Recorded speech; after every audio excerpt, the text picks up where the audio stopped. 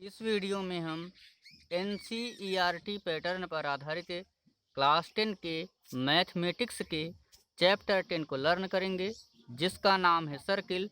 Circle means होता है वृत्त। आज हम इस चैप्टर के एक्सरसाइज 10.2 के क्वेश्चन नंबर 9 को शुरू करेंगे। तो चलिए देर न करते हुए आते हैं एक्सरसाइज 10.2 के क्वेश्चन नंबर 9 पर। क्वेश्चन नंबर 9 में दिया गया है आकृति 10.13 में एक्स वाई तथा x dash y dash O केंद्र वाले किसी वृत्त पर दो समांतर स्पर्श रेखाएं हैं।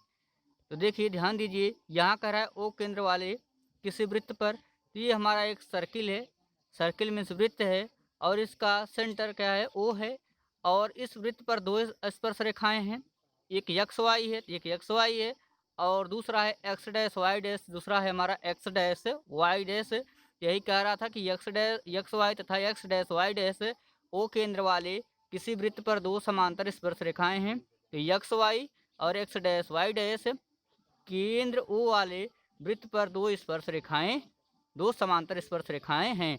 समांतर स्पर्श रेखा का अर्थ ये है कि एक्स वाई और एक्स डैश वाई डैश को हम चाहे इस दिशा में जितना दूर तक बढ़ाएं, चाहे दिशा में चाहे जितनी दूर तक बढ़ाएं, ये दोनों आपस में कभी काटेंगी नहीं, कभी भी प्रतिच्छेद नहीं करेंगी। आगे कह रहा है और स्पर्श बिंदु सी पर स्पर्श रेखा ए बी। अब यह हमारा सर्किल है जिसका केंद्र ओ है। यहाँ पे इसके परिधि पर एक बिंदु सी लिया गया है, तो स्पर्श बिंदु सी पर स्पर्श रेखा ए बी। अब इस बिंदु सी से एक स्पर्श रेखा ए बी खींची गई है, जो क्या करती है, जो एक्स वाई को ए पे, जो एक्स वाई ये हमारी जो पहली स्पर्श रेखा थी, इस एक्स वाई को बिंदु ए पर प्रतिच्छेद कर रही है, और तथा एक्स डैश वाई डैश को बी पर प्रतिच्छेद करती है, एक्स डैश वाई डैश को बिंदु बी पर प्रतिच्छेद कर रही है। ये स्पर्श रेखा ए बी जो कि स्पर्श बिंदु सी से होकर जा रही है, ये एक्स वाई को बिंदु ए पर और एक्स डैश वाई डैश को बिंदु बी पर प्रतिच्छेद कर रही है। सिद्ध कीजिए कि angle A O B is equal to 90 degree.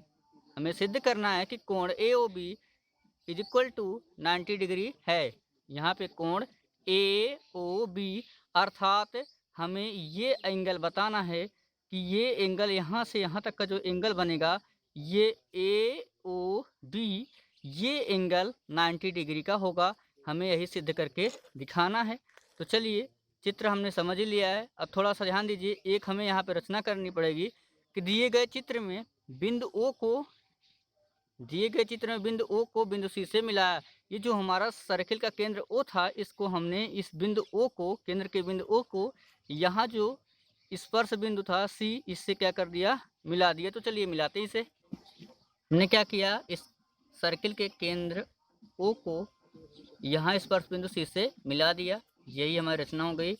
अब ध्यान दीजिए, यहाँ पे चार ट्रायंगल बन रहे हैं, चार त्रिभुज बन रहे हैं। एक पी ओ ए, दूसरा हमारा ए ओ सी, तीसरा हमारा सी ओ बी, और चौथा यहाँ पे बी ओ क्यू।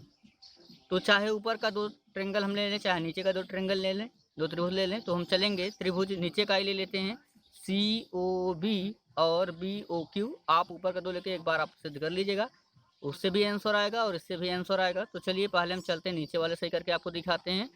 तो त्रिभुज सी ओ बी और बी ओ क्यू में, त्रिभुज सी ओ बी और त्रिभुज बी ओ क्यू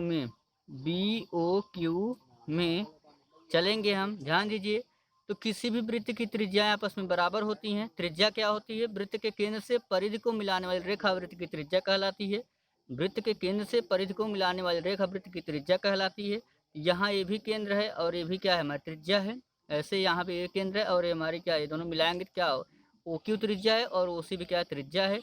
तो यहाँ पे सी ओ बी में सी ओ त्रिज्या है, तो यहाँ लिखेंगे हम सी ओ इज इक्वल टू, यहाँ से बी ओ क्यू में ओ क्यू त्रिज्या है तो ओ क्यू, और यहाँ से हम इसे लिख भी देंगे, त्रिज्या है। और इसके बाद ध्यान दीजिए, अब चाहे COB हो ये वाला त्रिभुज हो, चाहे BOQ हो ये वाला त्रिभुज हो, दोनों में BO क्या है, उभयनिष्ठ है। COB ये भी OB आ रहा है, और BOQ चाहे BO कहें चाहे OB कहें तो OB क्या है, उभयनिष्ठ है। यहाँ लिखेंगे OB is equal to OB उभयनिष्ठ, उभयनिष्ठ, उभयनिष्ठ है। अब ध्यान दीजिए, अब क्या करेंगे हम, यहाँ इस बिंदु B से यहाँ पे BQ स्पर्श रेखा है वृत्त पर, और इधर है BC है। क्योंकि हम जानते हैं एक प्रमेय होती है कि वृत्त के बाह्य बिंदु से वृत्त पर खींची गई स्पर्श रेखाएं आपस में बराबर होती हैं। ये बाहरी बिंदु है, हमारा पूरा सर्किल है, सर्किल के बाहर ये बिंदु B है। B से यहाँ क्या है, BC एक स्पर्श रेखा है, यहाँ वृत्त का स्पर्श बिंदु है, इससे क्या स्पर्श रेखा BC, और इधर भी क्या आपका BQ। वृत्त के बाह्य बिंदु से वृत्त पर खींची गई स्पर्श रेखाएं आपस में बराबर होती हैं। तो BQ बराबर क्या हो जाएगा हमारा BC। यहाँ हम लिखेंगे BQ is equal to BC। यहाँ हम लिख देंगे वृत्त की बाह्य बिंदु से खींची गई स्पर्श रेखा हैं, बाह्य बिंदु से खींची गई स्पर्श रेखा हैं। इस तरीके से हमारा ये हो जाएगा। अब ध्यान दीजिए, ये भी साइड, भुजा, साइड, तो इस तरीके से साइड या भुजा प्रमेय से, या यस सर्वांग समता, यस सर्वांग समता प्रमेय से, तो त्रिभुजों की सर्वांग समता प्रमेय यदि क्या हो, दो त्रिभुजों की तीनों भुजाएं आपस में बराबर हों तो दोनों त्रिभुज सर्वांगसम होते हैं। तो इसलिए क्या हो जाएगा, समता प्रमेय से त्रिभुज COB सर्वांगसम त्रिभुज BOQ। इसी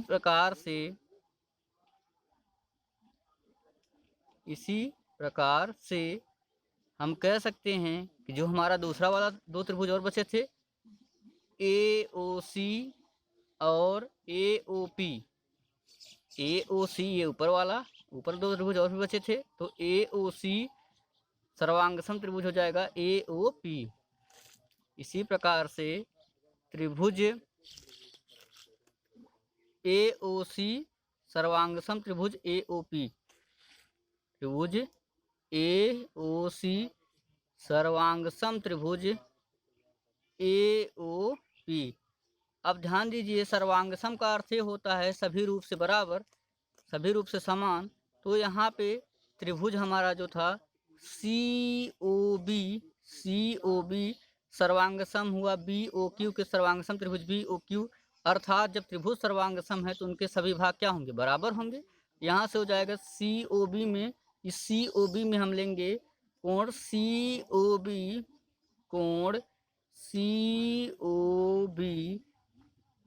अब ये वाला त्रिभुज COB किसके सर्वांगसम है, तो BOQ के है। तो यानी ये वाला पूरा त्रिभुज क्या है, इसके बराबर है। तो हम कह सकते हैं कि COB is equal to BOQ, ये एंगल दोनों क्या होंगे, बराबर होंगे, क्योंकि त्रिभुज क्या है, सर्वांगसम है। क्या हो जाएगा हमारा कोण BOQ। इसी तरीके से इस त्रिभुज में जो हम AOC लिए थे, ये AOC सर्वांगसम किसके हुआ, AOP के। तो ये एंगल हमारा क्या होगा, इस एंगल के बराबर होगा, क्योंकि AOC जो त्रिभुज है ये सभी रूप से किसके बराबर, इसके बराबर है। ये कोण इसके क्या होगा, बराबर होगा। तो कोण AOC इज इक्वल टू कोण POA कहें चाहे हम AOP। यहाँ से हम कह सकते हैं, इसे हम मान लेंगे इक्वेशन फर्स्ट। और ध्यान दीजिए, कोण AOC इज इक्वल टू कोण AOP, इसे मान लेंगे इक्वेशन सेकंड। अब आप थोड़ा सा ध्यान दीजिएगा कि यहाँ से ये जो P और PQ है, यह वृत्त की व्यास है। और ध्यान दीजिए, एक सीधी रेखा पे क्या होता है, यहाँ से यहाँ तक का जो पूरा एंगल बनेगा वो रिज कोण बनेगा, अर्थात 180 अंश का बनेगा। यहाँ लिखेंगे हम, चूँकि PQ वृत्त का व्यास है और एक सरल रेखा है, सरल रेखा पर ऋज कोण अर्थात 180 डिग्री का कोण बनता है। सरल रेखा पर हमेशा कितने डिग्री कोण बनता है? 180 डिग्री का। तो यहाँ पे पी क्यू वृत्त का व्यास था, एक सरल रेखा थी, और सरल रेखा पे पूरा कितने डिग्री कोण बनता है? 180 डिग्री का। तो इस तरीके से अब ध्यान दीजिए, इस पी क्यू में पूरा कोण में कौन कौन से कोण हैं? तो हमारा ए ओ पी भी है, ए ओ सी भी है, सी ओ बी भी है, और बी ओ क्यू भी है। फिर समझिए, इस सरल रेखा पी क्यू पर ये जो 180 अंश का कोण या ऋजु कोण बन रहा है, इसमें कौन से कोण आ रहे हैं? तो A O P, A O C, C O B, B O Q, ये चारों एंगल हैं। तो हम कह सकते हैं कि, ध्यान दीजिएगा, इसलिए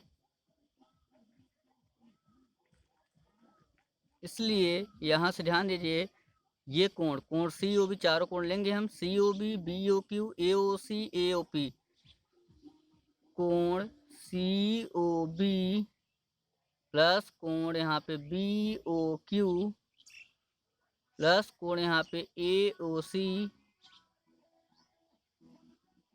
और प्लस कोण ए ओ पी, यहाँ हम लिख लेंगे ए कोण हमारा A O P is equal to 180 degree, क्योंकि ये चारों ही एंगल उसी पी क्यू व्यास पर हैं। तो ध्यान दीजिए, यहाँ से ध्यान दीजिए, यहाँ पे सी ओ बी किसके बराबर है? बी ओ क्यू के। तो कोण सी ओ बी और बी ओ क्यू, तो इस बी ओ क्यू को हम सी ओ बी लिख सकते हैं। क्यों? क्योंकि कोण C O B is equal to है कोण बी ओ क्यू, तो इस बी ओ क्यू को हम सी ओ बी लिख सकते हैं। यहाँ पे भी बी ओ क्यू है, तो इसको हम सी ओ बी लिख सकते हैं। तो हमारा हो जाएगा कोण सी ओ बी प्लस कोण सी ओ बी प्लस, अब ध्यान दीजिएगा, यहाँ हमारा ए ओ सी किसके बराबर है? ए ओ पी के। तो इस ए ओ पी को हम ए ओ सी लिख सकते हैं। यहाँ कोण हो जाएगा कोण ए ओ सी और प्लस कोण जो हमारा ए ओ पी है, ए ओ पी को हम क्या लिखेंगे? ए ओ सी। कोण A O C is equal to 180 degree. अब यहाँ ध्यान दीजिए थोड़ा सा, ये सी ओ बी कहा जाएगा हमारा 2 कोण सी ओ बी, अरे 1 कोण सी ओ बी 1, तो 1 1 तो 2 हो जाएगा, 2 कोण सी ओ बी प्लस 2 कोण, यहाँ से हमारा ए ओ सी कितना हो जाएगा? 1 ए ओ सी 1 ए 2 ए सी, 2 कोण A O C is equal to 180 degree. अब यहाँ से हम, इसमें भी 2 है, इसमें भी 2 है, हम 2 क्या कर लेंगे? कॉमन ले लेंगे। तो ध्यान दीजिए, जैसे ही हम 2 कॉमन लेंगे तो हमारा हो जाएगा 2, यहाँ पे ब्रैकेट में कोण सी ओ बी, तो कोण सी ओ बी प्लस कोण कौन सा? 2 बाहर ले लिए तो ए ओ सी बचा, तो कोण A O C is equal to कितना था? 180 डिग्री, इज इक्वल टू कर लेंगे 180 डिग्री। इधर 2 मल्टीपल में, उधर क्या जाएगा? अपान में आ जाएगा। यहाँ से हम लिख सकते हैं कोण सी ओ बी प्लस कोण A O C is equal to 180 degree upon 2, 2 9 जो यहाँ से कट जाएगा, ये 2 9 हो जाएगा हमारा 80 90 डिग्री हो जाएगा टोटल। तो यहाँ से 90 डिग्री हो जाएगा ये। तो कोण सी ओ बी प्लस कोण A O C is equal to 90 degree. अब ध्यान दीजिएगा, कोण सी ओ बी और ए ओ सी, ये दोनों ही कोण ध्यान दीजिए, तो कोण ए ओ सी और सी ओ बी किस में आ रहे हैं? ए ओ बी में। कोण ए ओ सी और प्लस कोण सी ओ बी, ये दोनों एंगल किस में आ रहे हैं? तो ए ओ बी में। तो हमारा हो जाएगा कोण A O B is equal to 19 degree. Hence proved, यही हमें सिद्ध करना था कि कोण ए ओ बी बराबर सिद्ध कीजिए 90 डिग्री। तो इस तरीके से हमारा सिद्ध हो गया। ध्यान दीजिए, मैं यही लाना था कोण A O B equal to 90 degree, और जो कि हमारा आ गया। अब आते हैं हम क्वेश्चन नंबर 10 पर। क्वेश्चन नंबर 10 में दिया गया है, सिद्ध कीजिए कि किसी बाह्य बिंदु से किसी वृत्त पर खींची गई स्पर्श रेखाओं के बीच का कोण स्पर्श बिंदुओं को मिलाने वाले रेखाखंड द्वारा केंद्र पर अंतरित कोण संपूरक कोण होता है। ध्यान दीजिए, कह रहा है कि हमें सिद्ध करना है कि किसी वृत्त के, मान लीजिए हमारा सर्किल है, सर्किल का केंद्र हमने सी मान लिया है, तो ये हमारा किसी वृत्त के बाह्य बिंदु, बाह्य बिंदु अर्थात जो बाहर बिंदु होता है उसे क्या कहते हैं, बाह्य बिंदु। तो किसी बाह्य बिंदु से किसी वृत्त पर खींची गई स्पर्श रेखाओं, ये हमारा सर्किल है, इसका केंद्र हमने सी मान रखा है, इसके बाह्य बिंदु ए है। अब इस बाह्य बिंदु ए से हमने इस वृत्त पर ए बी और ए डी स्पर्श रेखा खींच रखा है। तो खींची गई स्पर्श रेखाओं के बीच का कोण, खींची गई स्पर्श रेखाओं, ये स्पर्श रेखाओं के जो बीच का एंगल है, ये बीच का कोण, स्पर्श बिंदु को मिलाने वाले रेखाखंड, ये स्पर्श बिंदु, यहाँ पे भी स्पर्श बिंदु है, यहाँ पे भी स्पर्श बिंदु है, स्पर्श बिंदुओं को मिलाने वाले रेखाखंड द्वारा केंद्र पर अंतरित कोण संपूरक कोण होता है। तो ये स्पर्श बिंदु हैं, स्पर्श बिंदु को कौन कौन मिला रहा है, तो ये सी बी सी और सी डी क्या कर रहे हैं, इन स्पर्श रेखाओं को क्या कर रहे हैं, मिला रहे हैं आपस में। तो इन दोनों, तो स्पर्श रेखाओं के बीच का कोण स्पर्श बिंदुओं को मिलाने वाले रेखाखंड द्वारा केंद्र पर अंतरित कोण, तो केंद्र पर अंतरित कोण कहाँ पे है, यहाँ यही केंद्र है, क्योंकि एक वृत्त है तो वृत्त का केंद्र कहाँ होगा, यहाँ होगा। केंद्र पर अंतरित कोण संपूरक कोण होता है, अर्थात ये कोण और ये कोण हमें क्या बताना है, दोनों क्या है, मिलकर संपूरक कोण है, यही हमें सिद्ध करना है। तो ध्यान दीजिए, संपूरक कोण क्या होते हैं, तो ऐसे दो कोण जिनका योग 180 अंश हो संपूरक कोण कहलाते हैं। अर्थात अगर ये कोण, ये ए और कोण सी दोनों आमने सामने कोण 180 अंश किसी तरीके सिद्ध हो जाएं, तो ये सिद्ध हो जाएगा कि ये क्या है, दोनों संपूरक कोण हैं। तो ध्यान दीजिए, पहले हमने रचना किया, एक वृत्त खींचा जिसका केंद्र सी है, तो सबसे पहले हमने एक सर्किल बनाया जिसका सेंटर क्या है, सी है। वृत्त के बाह्य बिंदु ए से, तो वृत्त के बाह्य बिंदु ए से वृत्त की परिधि पर बिंदु बी और डी, वृत्त की परिधि पर उपस्थित बिंदु बी और डी से स्पर्श रेखा ए बी और ए डी खींचा। तो ए बी और ए डी हमने क्या खींच दिया, स्पर्श रेखा खींच दिया। वृत्त की परिधि पर दो बिंदु लिया बी और डी, और इन बिंदु बी और डी से ए से मिलाती हुई ए बी और ए डी स्पर्श रेखा खींच दिए। बिंदु बी और डी को केंद्र सी से मिलाया है, इस बिंदु बी और डी को केंद्र सी से क्या कर दिया, मिला दिया। अब आप ध्यान दीजिए, इस तरीके से हमारा क्या है, फिगर बन के तैयार है। तो चूंकि हम जानते हैं वृत्त की त्रिज्या स्पर्श रेखा पर लंब होती है, हमारी प्रमेय होती है कि जो वृत्त की त्रिज्या होती है यह स्पर्श रेखा पर लंब होती है, अर्थात यहाँ जो एंगल बनेगा वो बनेगा हमारा 19 डिग्री का। इसी तरीके से ये भी हमारी स्पर्श रेखा है और यहाँ भी एंगल बनेगा 19 डिग्री। क्यों, क्योंकि वृत्त की जो त्रिज्या होती है, केंद्र से परिधि को मिलाने वाली रेखा वृत्त की त्रिज्या कहलाती है। ये हमारी क्या त्रिज्या है, और ये त्रिज्या क्या है, क्या होती है, स्पर्श रेखा पर लंब होती है, अर्थात यहाँ 90 डिग्री का एंगल बनता है। तो हमारा हो जाएगा कोण ए बी सी, कोण A B C is equal to 90 degree, और इसी तरीके से ए डी सी, ये 90 ये भी बीच का है, तो ए डी सी, कोण A D C is equal to 90 degree. चूँकि चक्रीय चतुर्भुज के चारों अंतः कोणों का योग 360 अंश होता है, ये हमारा पहली भुजा, दूसरी भुजा, तीसरी भुजा और चौथी भुजा, चार भुजाओं से जो बनने वाली आकृति चतुर्भुज कहलाती है। चतुर्भुज से जैसे चार भुजाओं, तो चार भुजाएं हैं ना इसमें, A B, A D, C D और सी बी, तो चार भुजाओं से बनी हुई आकृति चतुर्भुज कहलाती है। तो ये हमारा चक्रीय चतुर्भुज है, चार भुजाओं से बना हुआ है। तो चक्रीय चतुर्भुज के चारों अंतः कोणों का योग, ये हमारा एक चतुर्भुज बना ए बी सी डी, इसलिए चतुर्भुज, इसलिए लिखेंगे हम चतुर्भुज, चतुर्भुज ए बी सी डी में, ए बी सी डी में, ए बी सी डी में, ध्यान दीजिए यहाँ से हम करेंगे तो कोण हमारा बी, यहाँ से लेंगे तो डी ए बी,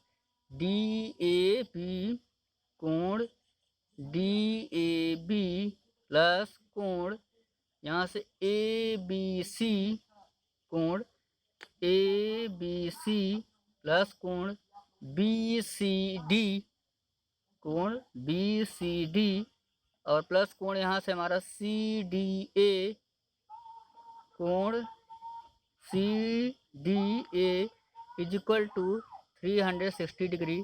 अब थोड़ा आप ध्यान दीजिएगा, यहाँ कोण ए बी सी, कोण ए बी सी यहाँ कितना है, 90 डिग्री का है। ए बी सी ये स्पर्श रेखा है और यहाँ त्रिज्या है, त्रिज्या क्या करती है, स्पर्श रेखा पर लंब अंतरित करती है। तो यहाँ से क्या होगा, और हमने सिद्ध भी कर दिया कि वृत्त की त्रिज्या स्पर्श रेखा पर लंब होती है। ए बी सी 90 डिग्री, तो इस ABC को हम 90 डिग्री लिखेंगे, और ये ADC ये भी 90 डिग्री है, तो इस ADC यहाँ ADC कहें चाहे CDA कहें, इसको हम क्या लिखेंगे 90 डिग्री। तो यहाँ हम आगे चलेंगे तो कोण DAB प्लस यहाँ पे हो जाएगा 90 डिग्री प्लस कोण BCD प्लस इसको भी लिखेंगे हम 90 degree is equal to 360 degree.